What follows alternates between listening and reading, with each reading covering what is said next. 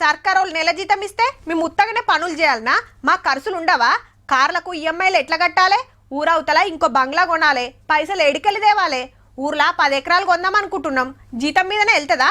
ఇంటామెకు బంగారం చేపియాలంటే అప్పు చేయాలనా? ఇగో గిట్లా ఫీల్ అవుతున్నట్టున్నారు కొందరు.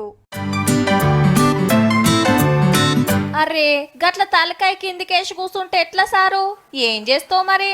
లంచం తీసుకుంటివి, ఏసీబీకి దొరికితివి, అది కూడా 4 లక్షల రూపాయలు.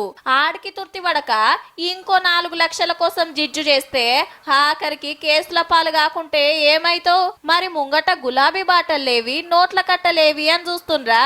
పైకం 10 రోజుల కిందటనే తీసుకుండుల్లా. వివరాలకు పోతే సారు పేరు విఠల్ రావు, సికింద్రాబాద్ జిహెచ్ఎంసీ ఆఫీస్ లా టౌన్ ప్లానర్. ఒకళ్ళు 2 బంగ్లాలు కట్టినం, చెకింగ్ చేసి ఎన్ఓసి సర్టిఫికెట్ ఇయ్యమంటే 8 లక్షల లంచం అడిగిండు బాజాప్తా. ఆ ఓనర్ 4 లక్షలు పట్టుకొని సార్ రమ్మన్న కాడికొచ్చి ఒప్పజెప్పిండు.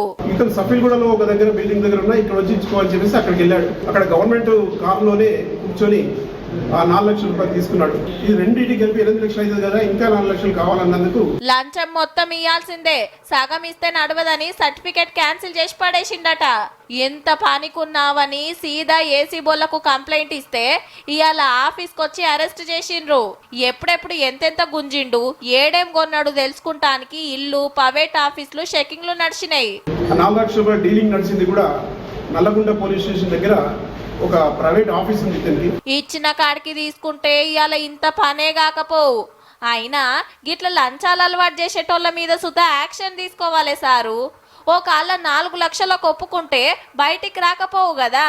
మీకేమన్నా సర్కార్ ఆఫీస్లో పని పడిపోతే పైసలు అడిగిండ్రనుకో 1064 నెంబర్కు ఫోన్ కొట్టుండ్రి, ఇక అంతా ఏసీ బోలే చూసుకుంటారు.